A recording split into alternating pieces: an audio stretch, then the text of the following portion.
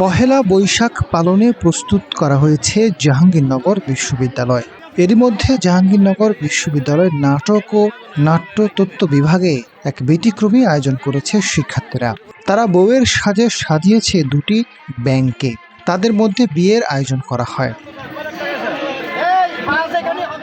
মূলত একটি পুরুষ ব্যাঙের সাথে নারী ব্যাঙের মধ্যে বিয়ের আয়োজন করা হয়।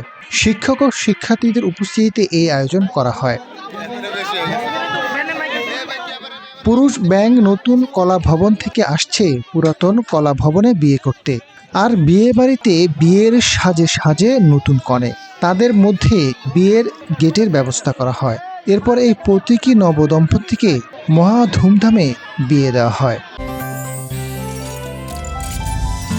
গাজী গ্যাস স্টোভ রান্নায় আনে শিল্পের ছোঁয়া।